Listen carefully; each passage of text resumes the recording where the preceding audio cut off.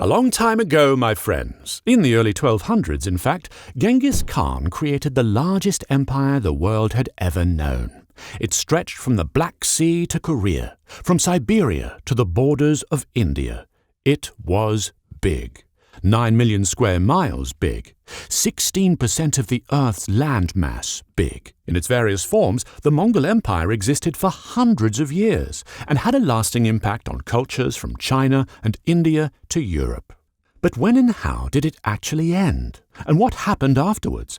Well, if your immediate answer involves blood, slaughter and war, then you're not far off the mark. Although they did do a few other things as well. The Mongol Empire didn't per se end so much as it instead descended into a series of civil wars between its supposed heirs. Remember, the Mongols were not one people, but a hodgepodge of various tribes and clans, each with a long history of raids, battles, and blood feuds. Ooh. On top of that, after Genghis's death, they split into different factions, each loyal to one of his sons. And as they conquered more and more lands, tensions only increased.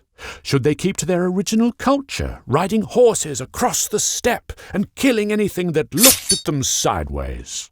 What are you looking at? Go away. Yes. Or should they enjoy the benefits of their conquests and live in actual houses? That was just one of the tough choices that Genghis's heirs had to face. Unfortunately, the laws and customs they observed were silent on such issues.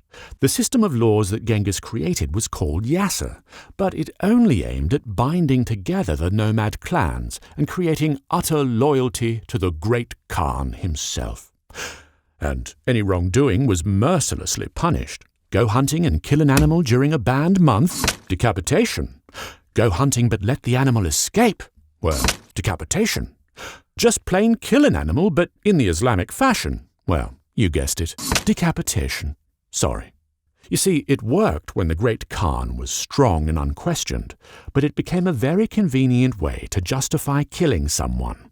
And it didn't help that the laws weren't really written down anywhere, so anyone could apply their own flavor of justice. There. And so, once the Mongols had conquered just about everybody else, the only people they had left to fight were, well, themselves. So, when Genghis's grandson, Great Khan Monke, died without naming an heir, all hell broke loose. First off, Monke's two brothers, Kublai and Arik, went at it, with Kublai coming out on top. Good on you, Kublai. But that was just a warm-up for the main event. Because when Kublai summoned his nobles to swear allegiance, his cousin Kaidu refused to bend the knee, kicking off a 30-year insurrection. Nasty. By the end, the empire had split into 4 separate khanates. The Chagatai Khanate in Central Asia, the Golden Horde in Russia, the Il Khanate in the Middle East, and the Yuan dynasty in China. So, was that the end of the Mongol Empire? Well, it was the beginning of the end, certainly. While Kublai's line kept the title of Great Khan, ruling the empire in name if not in practice, it didn't help when the Chinese Red Turbans rebelled half a century later. The last Great Khan fled China and died in exile, ironically in Mongolia, leaving the Chinese a free people once more. So, was this the end of the Mongol Empire? Well, it's more like the middle of the end. The end of the end comes from the other end of the empire. Over there. Yes, just a bit to the left. There, that's the one. Over there. The Il Khanate wasn't doing so well. In the mid-1300s, it fell to a combination of the Black Death and the Golden Horde. In fact, the same Golden Horde that innovatively used biological warfare to capture Catha in the Crimean Peninsula. They catapulted the dead bodies of their plague victims over the walls to infect the Genoese populace of the city. Very clever. Who, of course, then ran back home to Europe, bringing the Black Death along with them. Eventually, the Chagatai Khanate split in 2 around the same time as the Il Khanate's demise. The eastern half of the Chagatai Khanate survived until around 1705, while Mongolia, ruled by the exiled Yuan dynasty, remained free until the early 1600s. The Golden Horde, meanwhile, converted to Islam and ruled southern Russia for a few hundred years, falling to the Russian Empire after it too broke up into smaller and smaller khanates. But the real Mongol legacy comes from the changes brought about by the Mongol Empire. I mean, sure, they razed entire cities, killed maybe 40 million people or so, and helped spread the Black Death into Europe. But they also established the first period of peace in Eurasia.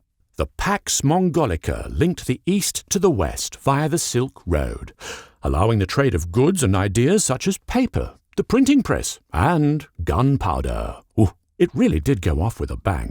The Mongols also encouraged the arts, sciences, and teaching. They created paper money centuries before Europe and built the most effective postal system at the time. And if you travel the Silk Road today, you're likely to meet a number of Genghis's descendants. Around 16 million men in Central Asia today are descended from one man who lived in that region about 1,000 years ago. Ah, Genghis, you old dog, you. So, after the Mongol Empire fell, the Mongols, carried on being Mongols. They fought, raided, and killed across Asia. But without the unity that Genghis inspired, they were isolated and conquered one at a time, until eventually, even their own homeland was no longer their own. So sad. Well then, folks, thank you so much for watching. Please do like, subscribe, support us on Patreon. You know, we take credit cards. You can throw bags of food parcels and sweets. But we will see you next time, God willing, for more defibrillatingly murderous magic here on SideQuest. Now, where's the button?